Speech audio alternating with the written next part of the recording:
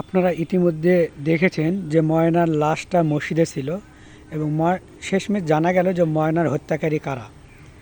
আপনারা পুরো ভিডিওতে যদি দেখে থাকেন তাহলে আপনারা বুঝতে পারবেন যে ময়নাকে কারা খুন করছে বা হত্যা করছে। এটা একটা লজ্জাজনক বিষয় যে মসজিদের মতো একটা পবিত্র স্থানে ময়নার লাশকে পাওয়া গেছে, তবু সেটা গায়ে কাপড় চোপড় ছিল না আর কি। আরও সবচেয়ে আশ্চর্য লাগলো যে এই জিনিসগুলো ব্রাহ্মণবাড়িয়াতে বেশি হয়। বাংলাদেশের মধ্যে কয়েকটি জেলা আছে, একটা হলো নোয়াখালী, কুমিল্লা বা ব্রাহ্মণবাড়িয়া, খুলনা। এই জিনিস মানে কিছু কিছু জেলা আছে, এই জেলাগুলো আমাদের জন্য বিপজ্জনক। হয়তো এই জেলাগুলোর মানুষ সেই আদি যুগেই পড়ে আছে, আর নতুবা তারা অমানুষ থেকে বের হয়ে আসতে পারছে না। তাদের মধ্যে যে পশু আছে, এই পশুর তো সবসময় রয়ে গেছে। যাই হোক, সবাই তো আর খারাপ নয়, এর মধ্যেও ভালো আছে মন্দ আছে। তবু যেই ঘটনা সাক্ষী দেয়, এই ঘটনাগুলো দ্বারা বোঝা যায় এই জেলাগুলোর মানুষগুলো খুব ভালো না। এবার আসি মূল কথায়। মূল কথা হলো যে ময়নার বাবার নাম হলো আব্দুর রাজ্জাক। রাজ্জাক কিন্তু দেশে থাকে না, উনি বিদেশে থাকেন।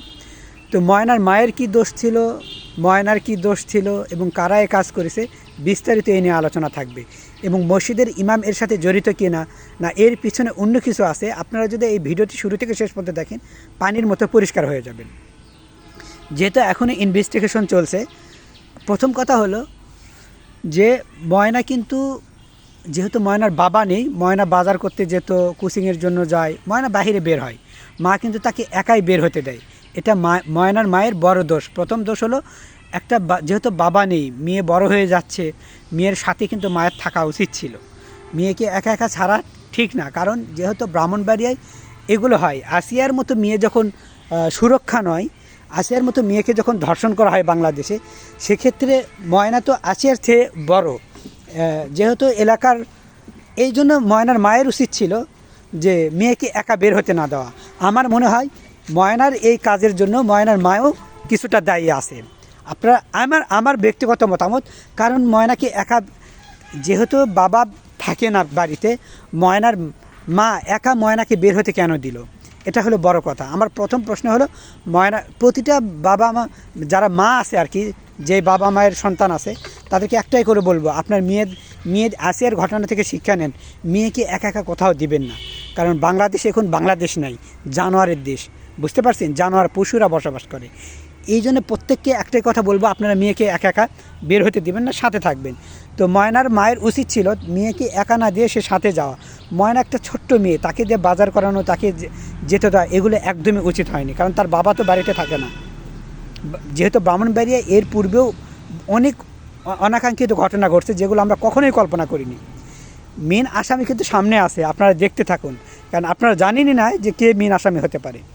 আবার যখন মসজিদে লাশ পাওয়া গেল, তখন কিছু কিছু নাস্তিকরা আছে যারা এসে বলল আল্লাহ কেন বাঁচাতে পারেনি। আরে ভাই, আল্লাহ বাঁচাতে পারেনি, মসজিদে তো মারা হয়নি, তাকে তো মসজিদে মারিনি, মারা হয়েছে বাইরে, মারার পর মসজিদে গিয়ে লটকায় রাখছে, এখানে মসজিদে তাকে মারা হয়নি। নাস্তিকরা তোরা উত্তর পেয়ে গেছিস। এবার আসি মূল কথায়। অনেকে আমরা যখন দেখি যে লাশ, মানে এই ময়নার যে লাশটা মসজিদে পাওয়া যায় একটা পবিত্র স্থানে, এটা আমরা তখন মনে করি এখানে ইমাম এবং মুয়াজ্জিন জড়িত আছে। এবং আমরা বাংলাদেশের যত মানুষ আছে সবাই একবার ধরেই নিছি এই কাজ ইমাম করেছে, এই কাজ মুয়াজ্জিন করেছে। এবং শুধু ধরেই নেওয়া নয়, সবার দৃঢ় বিশ্বাস যে ইমামের সাথে জড়িত আছে, না থাকলে মসজিদে একটা লাশ কীভাবে আসবে? ভাই, প্রশ্ন তো এখানেই। মূল কথা হলো যে আপনাদেরকে ক্লিয়ারলি বলি, আমরা সবাই মনে করছি ইমাম জড়িত, আসলে ইমাম জড়িত না। ইমামের ভাষ্য, এই যে খবর ময়নার মা যখন অ্যালাউন্স করছিল, মাইকিং করছে, মেয়েকে খুঁজে পাচ্ছে না, পুরা এলাকা তোলপাড়, তখন কিন্তু ইমামই সর্বপ্রথম তাকে খবর দিয়েছে। এবার আসি মূল ঘটনায়। মূল ঘটনা হলো যখন দেখা গেল যে লাশটা পাওয়া গেছে, ইমাম সাহেব যখন মসজিদ, এটা কিন্তু লাশ নিচতলা পাওয়া যায়নি, দ্বিতীয় তলায় তারা যে